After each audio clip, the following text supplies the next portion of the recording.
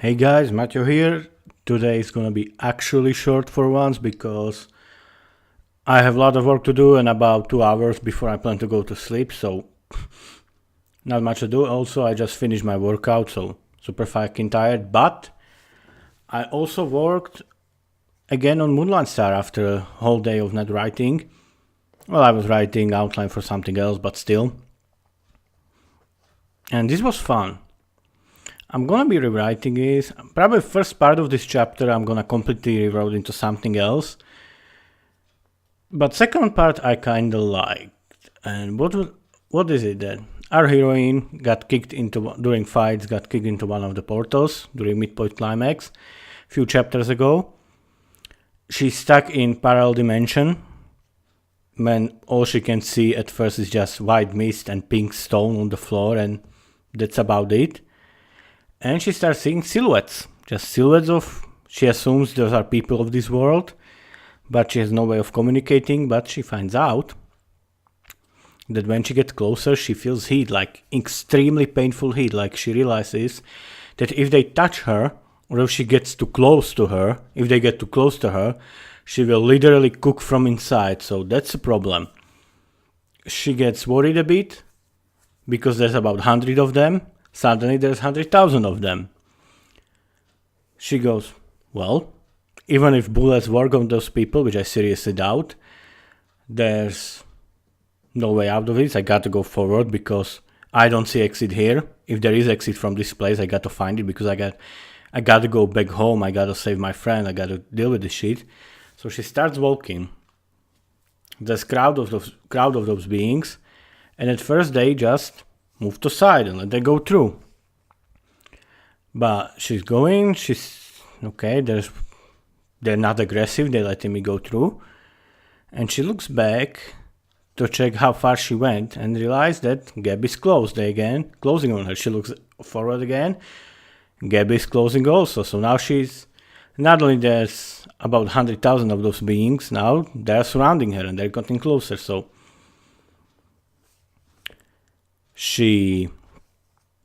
Evelyn goes, well, shit. Once she gets again bit panics once she realizes that. She realizes they're getting even closer. So what now? And she remembers words of her mentor, of course. A bit cliche, I'm doing it a bit much, but it's overrunning her team, so, fuck it, it's first draft. And she realizes that, whatever this is, I need to calm down. I need to calm down right fucking quick. So she closes her eyes. She starts calming down. She starts letting go of the emotions, which is real life technique, which I'm a big fan of. Basically, she focuses on her worries, on her emotions, and she reframes it. She reframes her fear and she goes, fuck it. I'm going to die. I'm going to die here. It's going to be terrible death. But it's going to be dead in different universe. How many people can say that? How many people can say they got pushed into rift and find themselves in parallel dimension when no one ever entered? And I'm gonna die here, but it's gonna be great final big adventure. And she obviously is trying to calm herself down, reframe the whole situation so she can think clear. And she opens her eyes, and suddenly there's about a dozen of them. So she puts together that they reacting to her emotions, and start wondering that she puts together a bit later as she's going through this that she assumed that those beings, those silhouettes that look kind of like people, those humanoid silhouettes that are people of this world, more and more she's putting together they're actually closer to maybe plants or parasites of this world, and that most likely there is some sentience here, but it's not something she can see. So most obvious thing that reminds her people most is least likely people of this world. And just for all she knows, people of this world could be floor she's walking on, or the air, or just reality itself. And after that she realized that, again, this happens very sudden, she doesn't see any change, it just happens. Silhouettes turns into people from her memories. Her mentor, her friend, even her enemies. And her mom, her dad, she going through it, she comments on it.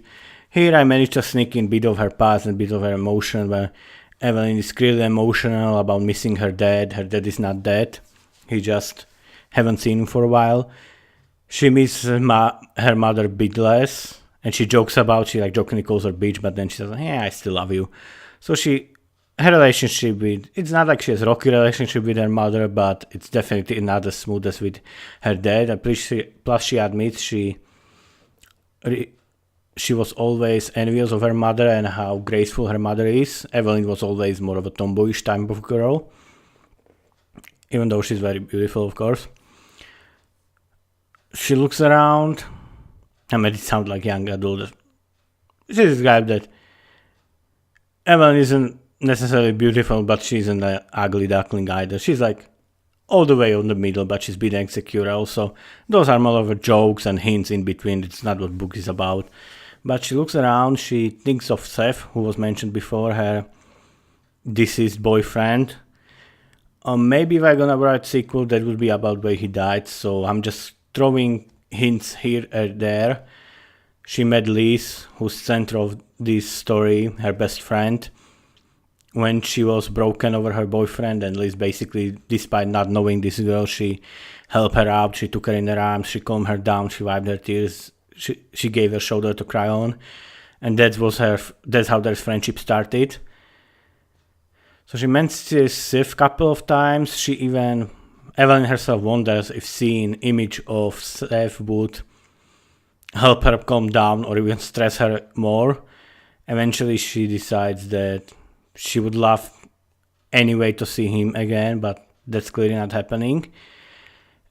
And at some point she realizes like she's thinking of her mom and her mom is there. She's thinking of her old classmates, her classmates are there, like silhouettes of them appear. So she realizes that whatever is actual sentience of the universe, whatever is quote unquote people or quote unquote person of this universe, is trying to communicate with her through the silhouettes. So she starts saying to herself, she laughs. There's the moment when she breaks and she laughs. Because she was even if she calls herself Dove, like there's no doubt about it. She's stuck in parallel universe that she was thrown into, and then might not be way back. And she really wants to go back.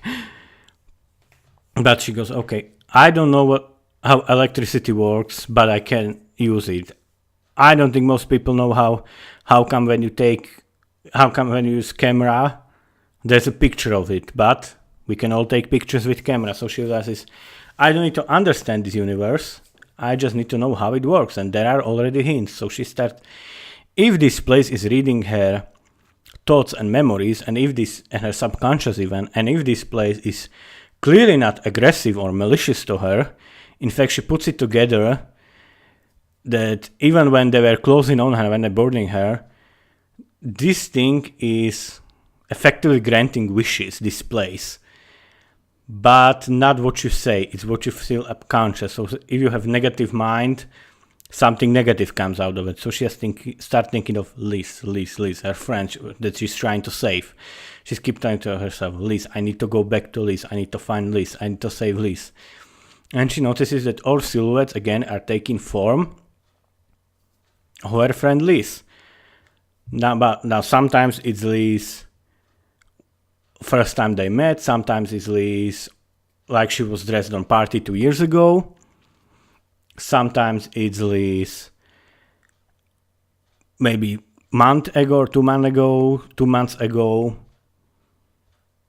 And like there, it's not the actual one, there are different memories, and she's wondering, can I time travel from this place? Because by the way, time travel in story is, I like time travel stories, but when you put time travel story into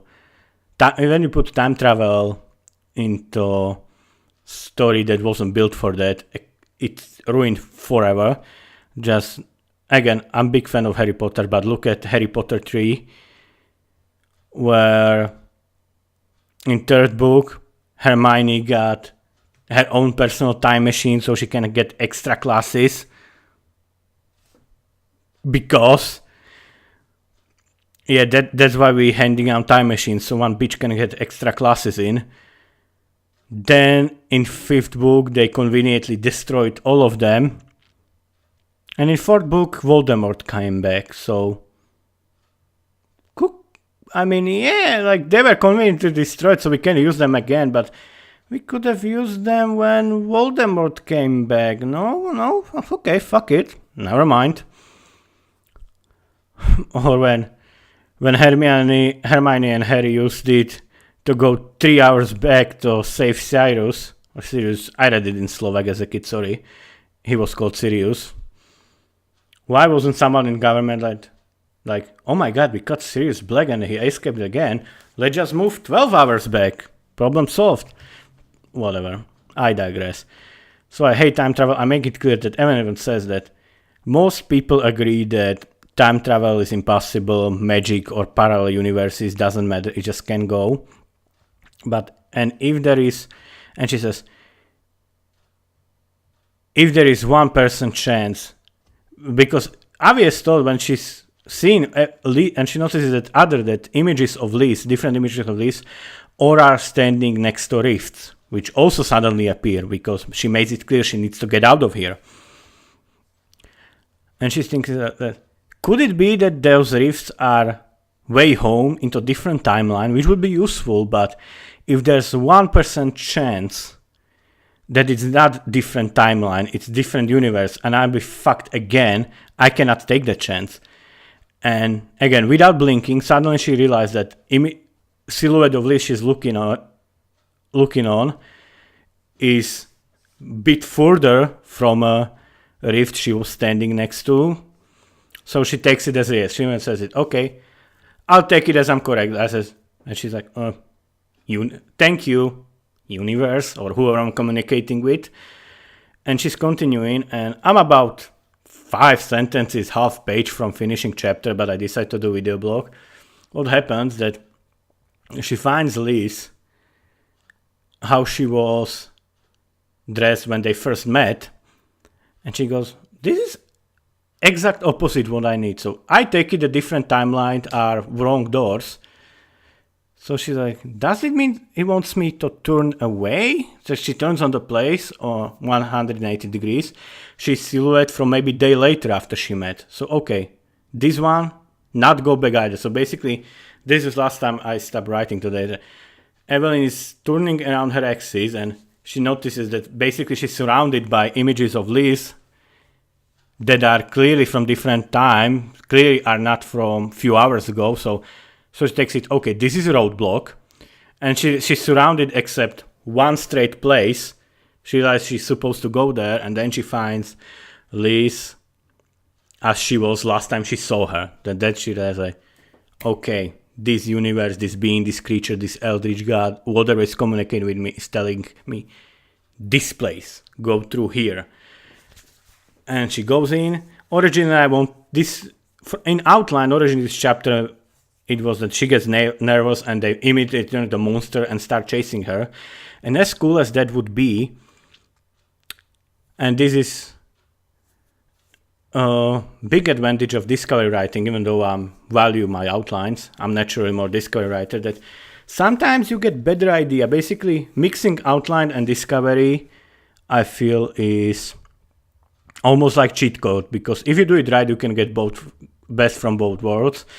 And it feels like you're making third draft already.